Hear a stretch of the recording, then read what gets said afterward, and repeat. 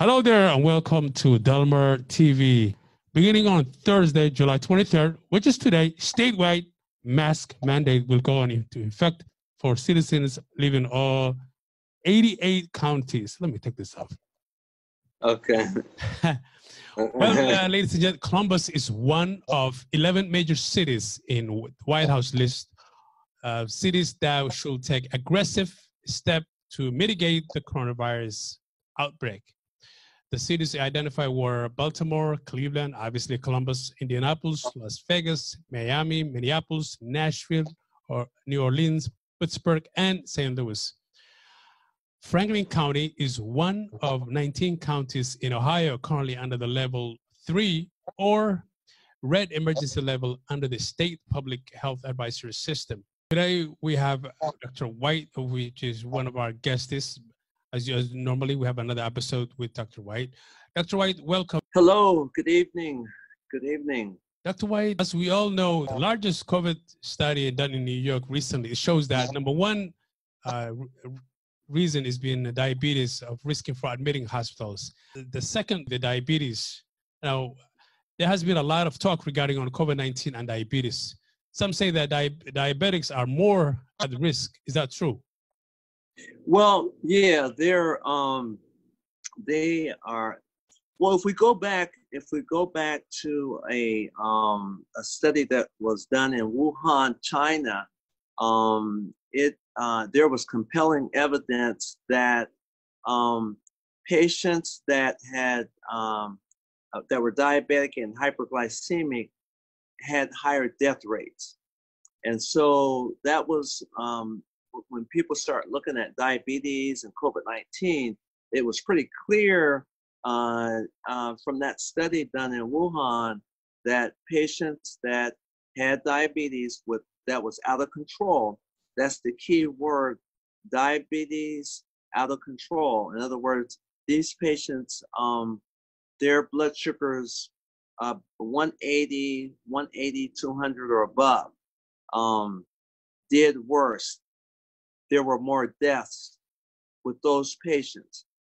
There was also a study done in the UK that showed that patients that had hyperglycemia, in fact, were significantly affected by COVID-19 and its symptoms. They had higher admissions to the hospital, they had higher admissions to the ICU, and they were also put on ventilators more than other patients. So the relationship between diabetes and COVID-19, there's a very strong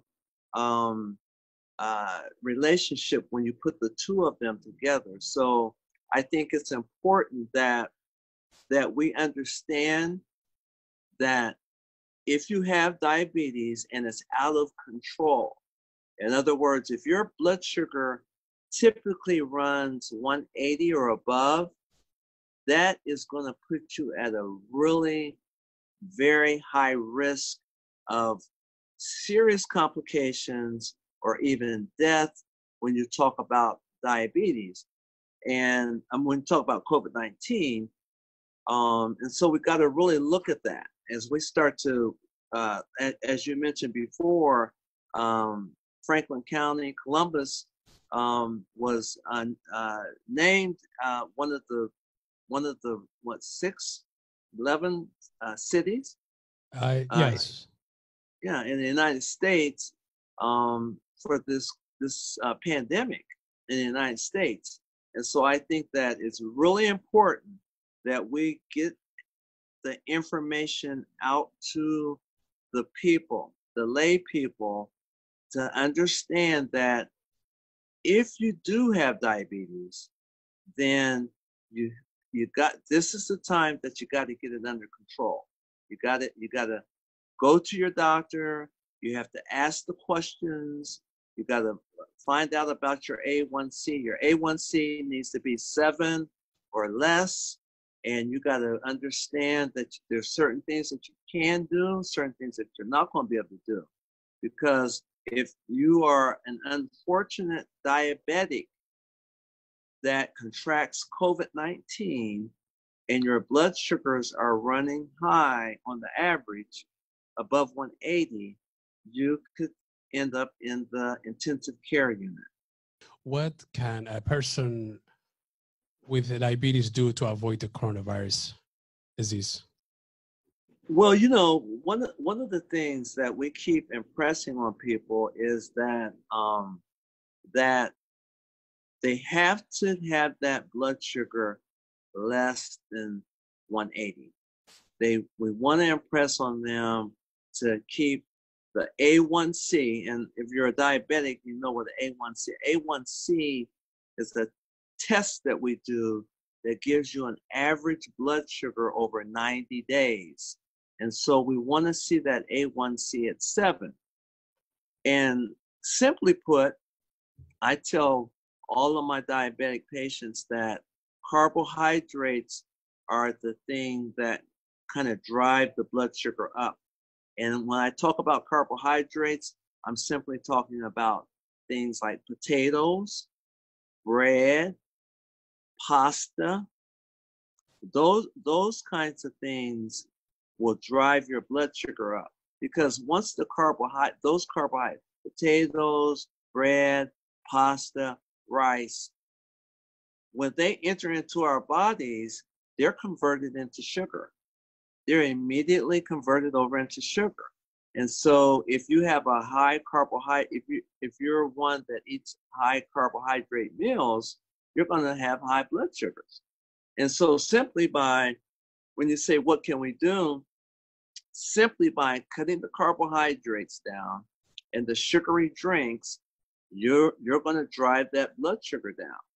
I mean, it's going to get to a point where if you do happen to be a person that contracts the virus, it's not your complication rate. The probability of having complications is going to be much less. Are you saying that obesity can worsen the COVID-19 complications if the individual is a little bit overweight? It is again, this is something that most lay people would not understand. We know that obesity is a risk factor for a lot of different illnesses, but when it comes to COVID-19, one of the largest COVID-19 studies that has been done in the United States came out of New York City, and the number one risk factor for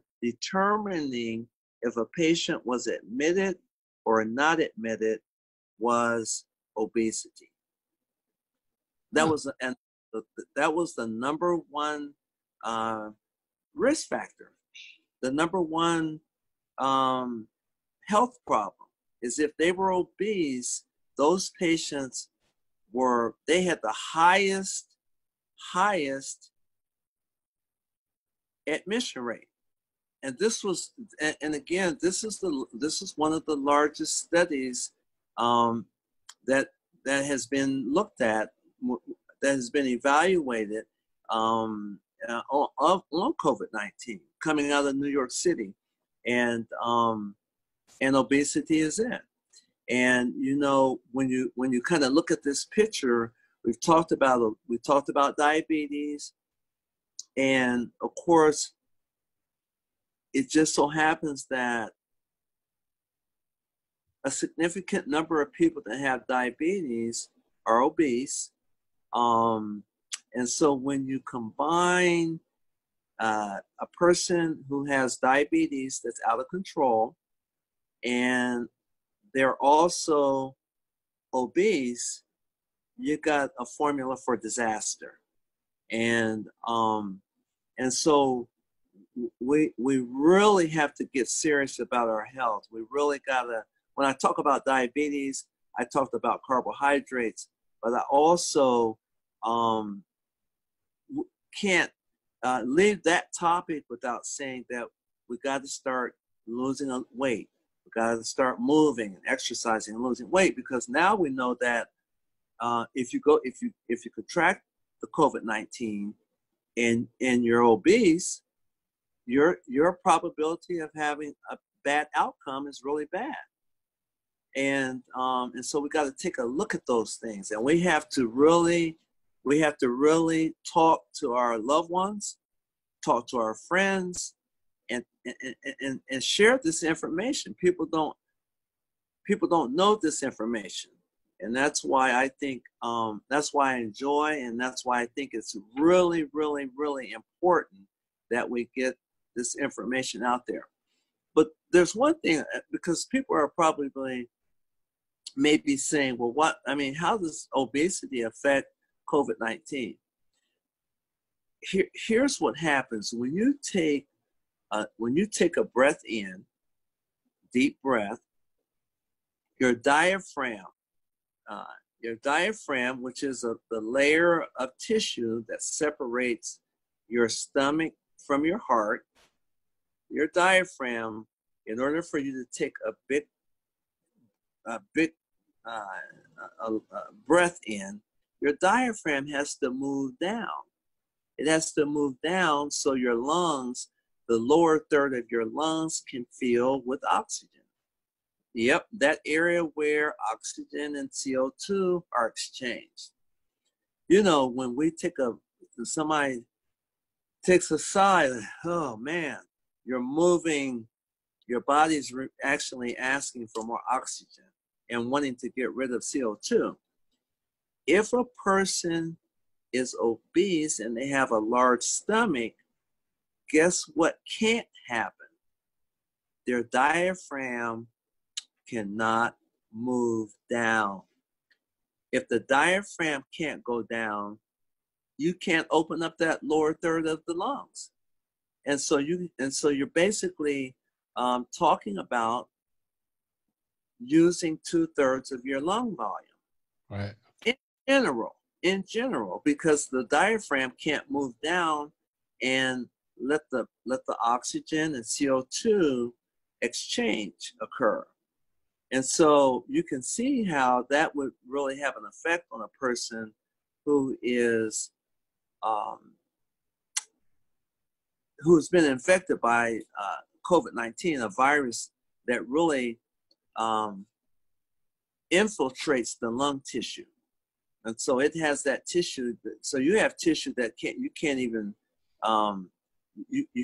use that tissue, that lower third tissue, if you're obese. The more obese you are, the less you're going to be able to lower that diaphragm and use that area for oxygen and CO2 exchange. So if someone just came out of quarantine for 2 weeks process and they put on a few pounds, what are the risks? Well, so when I talk about being confined, I'm not necessarily talking about the person that's been quarantined. I'm kind of looking at how long a lot of people have been home, not at work. So we can go all the way back to March, April, May, June, July. So it's a half a year. A lot of Americans have been just sitting at home, and people that come. I've talked to several patients that have said, I picked up 20 pounds because I haven't been able to get out and move around like I normally do. I've been home just eating, comfort food. Just not eating my regular meals and good, vegetables, and drinking my water and moving around. So they kind of just picked up weight. And now we find out that this weight really has an impact on the outcomes if you have coronavirus. And so we want to share the information so people can understand how to, if they do contract the virus, that they can live through it. They can get through it. So your message is people should be conscious about their nutrition. Absolutely. very conscious about their blood sugar. If you're diabetic, I got to keep my blood sugar below 180. I must do that. If I'm overweight, I need to start working out, because when I go to the doctor, I got to ask about vitamin D. If they don't say anything, I got to ask my doctor to check my vitamin D level, because I can tell you already that 90% or plus of people of color are vitamin D deficient. And so we already know the cascade of terrible things that can happen.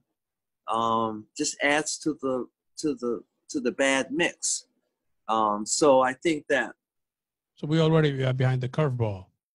Already starting out behind the curveball, right? When it came out that, wonder why minorities are getting hit harder than other people. Now we start to put the puzzle together.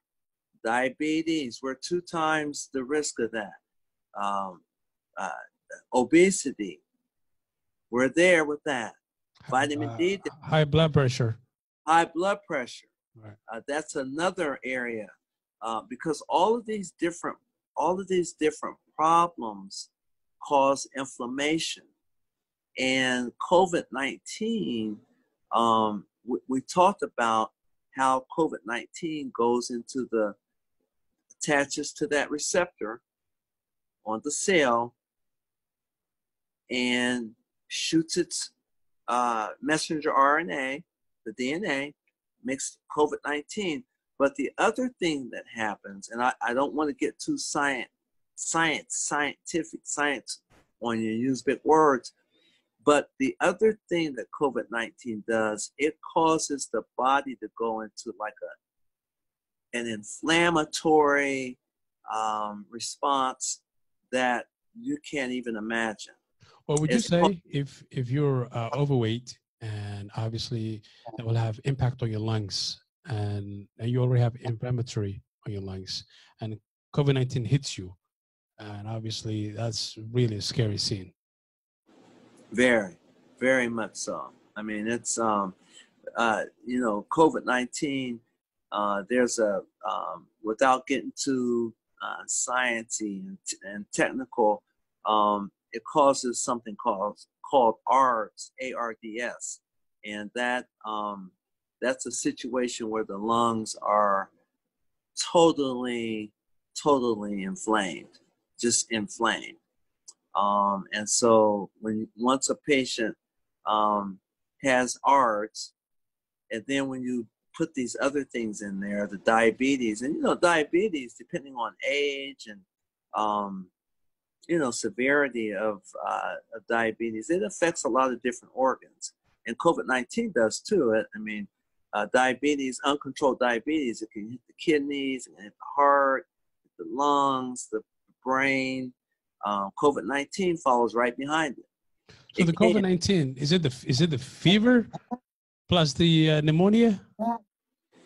Well, it's really the inflammatory response, the severe inflammation that occurs that really defines this virus, and the way that you can't.